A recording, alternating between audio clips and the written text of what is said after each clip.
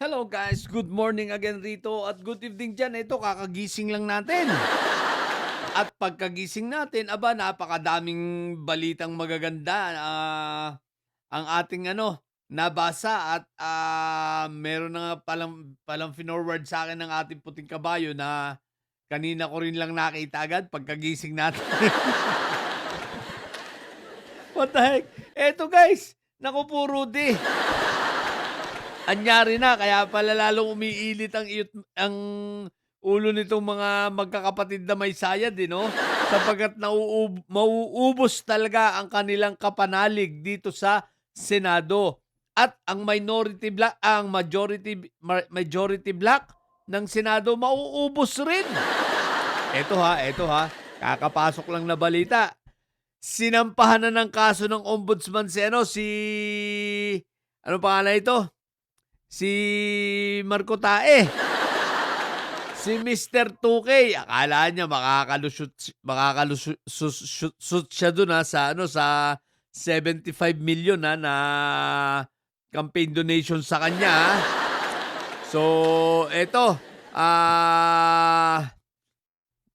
kasama ni Marco Tae si Mike Diferencia.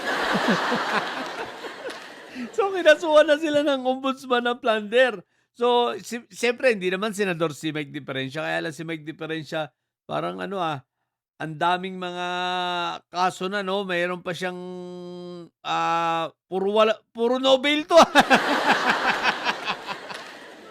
Si Respicio, sinampahan na rin ng NBI, Diyos ko po Rudy, pero balik tayo kay Marco Tae, So, eto, plunder guys, no bail 'yan.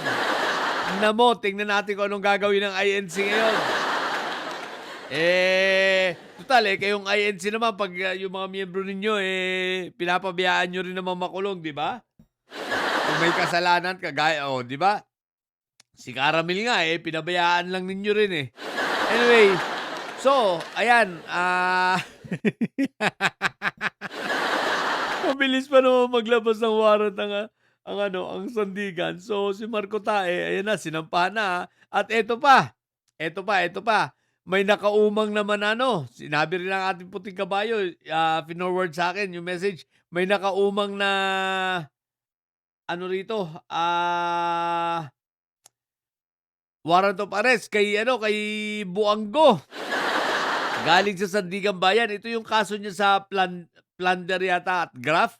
'Pag hindi ako nagkakamali, ito ay si Sentry ang nagsampa nito, Hindi ako nagkakamali, 'no? So, nakaumang na ang warrant, 'di ba? Ay Diyos ko po Rudy, magdodoble-doble kay Buanggo tapos meron pang ICC. O hindi bale, at least pagka nakulong siya, madali na siyang huli. Dahil huli na siya, 'di ba? Ililipat na lang siya sa ICC. Eto naman. Ang kasunod ay sasampahan din ng kaso itong si Mark Villar. Naku po, Rudy, plunder din kay Mark Villar. Dahil naman ito sa 18.8 billion na project, no, inaward sa kanyang pinsan. So, plunder ay naku po, Rudy. Mukhang iilan na lang ang matitira senador natin. yung minority, kahit minority sila, di para na rin silang majority. Diyos ko po, Rudy. Ba't kaya hindi na lang nito mga ito simulan nung tumakas? Gayahin nila si Tobats, no? Gayahin nila si Isprikitik. Di ba? Takas na kayo, oy! Gayahin nyo na si Isprikitik, di ba?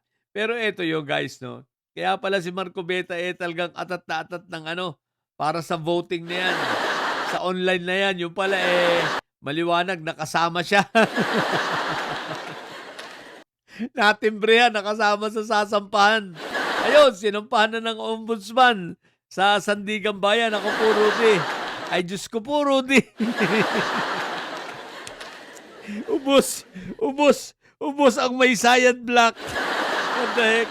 So, abangan natin mga susunod na pangyayari, pero palagay ko mauuna rito labasan si Buanggo.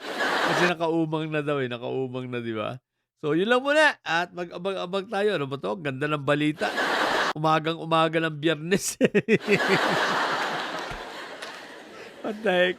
Sa mga bobong didiligent may sayad na niyo ang tatay niyo ay preso, ang BP niyo ay bobo. Manatili kayong may sayad sapagkat ang may sayad ay laging high blood.